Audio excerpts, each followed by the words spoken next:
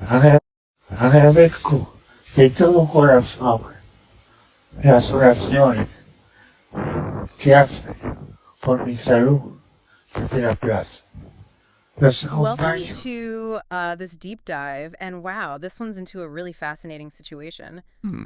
It's honestly pretty concerning too, and it's all unfolding right now at the Vatican. Oh, wow. We're going to be talking about Pope Francis and also the Vatican's finances, and then get this. There's this mysterious audio message that's Wow. raising a lot of eyebrows. It's like a real life thriller Yep. with twists and turns everywhere. It really does feel that way. It is quite a confluence of events going on. You've got the Pope's health, a deepening financial crisis, and now this potentially fabricated audio message. Hmm. So the question is, are they connected and how? Yeah, and that's exactly what we're going to try and figure out today. Okay. We've got a whole stack of sources here, news articles and Spanish and English reports from AI analysts, Oh, wow. and even a YouTube video analyzing a papal address. Interesting. So let's just start with the Pope's recent hospitalization. You know, he was hospitalized for double pneumonia. Yes, It sounds pretty serious. it does. But reportedly, he's been working from the hospital. He's even approving staff appointments. I saw that. That's pretty remarkable. His dedication. Estamos efectivamente ante la última, pero ahora sí verdaderamente última, etapa del pontificado del Papa Francisco. Claro, Como digo, no es que sea un deseo, es una realidad. Is certainly commendable, but it does make you wonder about the toll this is taking on him. I mean, even before this hospitalization, Pope Francis was facing some internal resistance to his financial reform plans. Yeah, the Cardinals. Right. That's right, according to a Reuters report. Yeah. Those reforms, from what I've read, those cardinals aren't too keen on budget cuts, They're not. are they? No. And they're not exactly thrilled about the Pope seeking external funding to address that growing deficit either. No, they're not. Oh. And it's not just a minor budget shortfall we're talking about here. The projected deficit for 2024 is 83 million euros. Wow. That's a significant jump from last year. And adding to the pressure are the Vatican's pension fund liabilities. Okay, wait, hold on. For those of us who aren't finance wizards, what exactly does pension fund liabilities mean? It sounds scary. It does. It essentially means that the Vatican has a commitment to pay pensions to its employees just like any other organization. But the size of the fund needed to cover these future payments is becoming a huge financial burden. Oh, I see. So we've got a mounting deficit, we've got pushback from the Cardinals, and this massive pension liability just looming over everything. It sounds like a recipe for disaster. It's certainly a very challenging situation. Yeah. And just to add another layer of complexity, just 3 days before his hospitalization, Pope Francis created this new high-level commission that was specifically tasked with boosting donations. That's interesting timing. Almost like he knew things were about to get really rough and he needed to find a way to bring in more money fast. Right. It does make you wonder, was this a strategic move? Was this in anticipation of a worsening financial crisis? Was it because of the continued resistance he was facing from within? Right. Okay, so let's switch gears now and talk about this potentially fake audio message. Okay. It's been making the rounds, and some of the things being said on it are, well, pretty shocking. Let me play you a couple of excerpts. Okay, so in those clips, you heard the Pope expressing gratitude for prayers for his health. Pretty standard stuff. But then in that second part, there's a statement implying the end of his papacy. That's a pretty significant claim, wouldn't you say? Absolutely. And this is where the AI analysis gets really interesting. Resemble Detect, a tool specifically designed to identify deepfakes, flagged the audio as fake Really? with over 90% accuracy. Wow. Over 90%. That's pretty damning. It is. So somebody might be trying to make it seem like the Pope is stepping down when he's really not. Hmm. But why? What would be the motivation behind that? That's the million-dollar question. Right. It's one we're going to have to explore further as we go deeper into all this. Okay, so we've got a Pope battling pneumonia, a Vatican struggling financially, and now this potentially fake audio message implying the end of his papacy. It's a lot. It's a lot to take in, Yeah. and it definitely feels like there's more to this story than meets the eye. Where do we go from here? Well, we need to dig a little deeper into these cardinals who are resisting the Pope's financial reforms. What are their motivations? What are their solutions? And how much power do they actually have within the Vatican? These are all questions we can't ignore. Yeah, it seems like this financial crisis is really a symptom of a much deeper power struggle within the church, right? Like a clash between those who want change and those who prefer the status quo. Exactly. And the potential consequences of this are huge, not just for the Catholic Church, but for its followers all over the world. And this is where it gets really fascinating for me because we're not just talking about numbers on a balance sheet. We're talking about people's faith, their beliefs, their sense of community. How might this crisis impact them? Yeah, that's a good point. Yeah. If the Vatican has to cut back on its charitable works or reduce its diplomatic presence due to these financial constraints, what kind of ripple effects could that have? Yeah. Yeah, how would that impact the lives of everyday Catholics who rely on the church for support, guidance, and a sense of belonging? These are some weighty questions. They are. And we can't forget about that potentially fake audio message. What does it tell us about the information environment surrounding the Vatican? Is this an isolated incident, or could there be more attempts to manipulate or mislead people using this kind of technology? A really disturbing thought, It is. but it's one we have to consider. The fact that someone might be trying to use deepfakes to spread misinformation about the Pope Right. raises serious concerns about the future of truth and authenticity in our world. Yeah, absolutely. It seems like we're moving into an era where we can't even trust our own ears. Right. We're going to have to be way more vigilant about the information that we consume I agree. and be more discerning about where we get our news from. Critical thinking is more important than ever before. Yeah, for sure. All right, so before we move on, let's take a moment to summarize what we've learned so far. Okay. We've got a pope struggling with pneumonia, Right. a Vatican grappling with a serious financial crisis, pushback from within on proposed reforms, and a potentially fake audio message circulating that could destabilize the situation even further. And what ties all of this together is that question of power. Who has it, who wants it, and how are they using it? That's really the underlying tension driving this whole narrative. It really is. It's like we're watching a Shakespearean drama play out on the world stage, complete with intrigue and ambition, and maybe even a touch of betrayal. Buckle up, everyone, because we're about to dive even deeper into this fascinating and complex story. It's fascinating to me, how much power and influence the Vatican has on the world stage. They're involved in diplomacy, humanitarian aid, even environmental issues, but all of that takes money. So how does this financial crisis impact their ability to do all that? That's a really important point.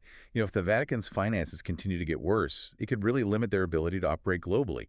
Fewer diplomatic missions could mean less influence in international affairs, and reduced charitable giving could mean less support for vulnerable communities. Makes you wonder about the ripple effects. We often think of the Vatican as this powerful, almost untouchable entity. Right. But this financial crisis is really showing us how vulnerable they are.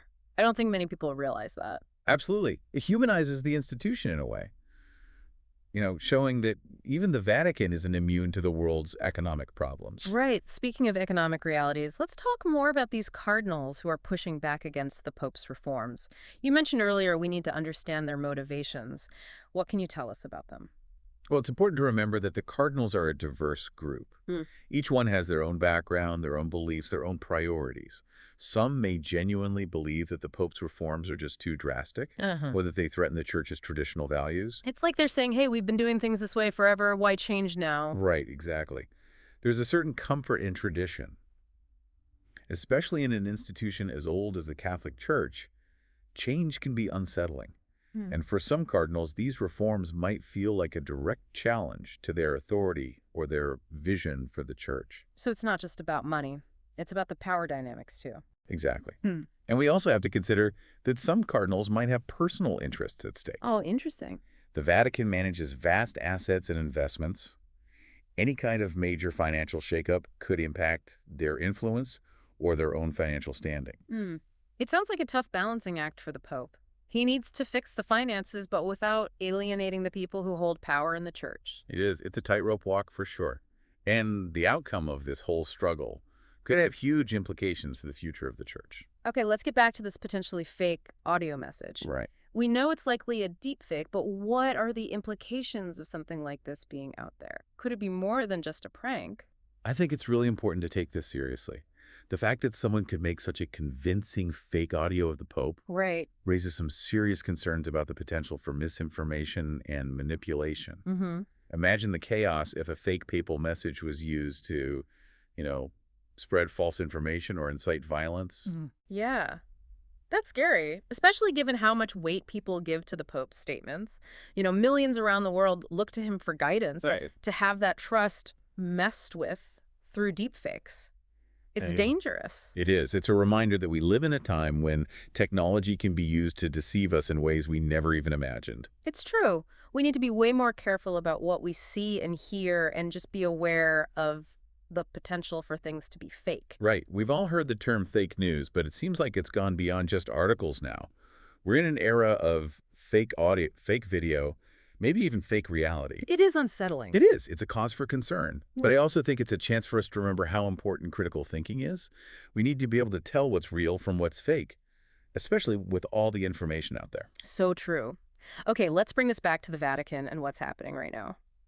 How could this deepfake audio be connected to the financial crisis and the power struggles we've been discussing? Well, one possibility is that someone is trying to cause problems on purpose and undermine the Pope. Right. He's already facing resistance to his financial reforms. Right.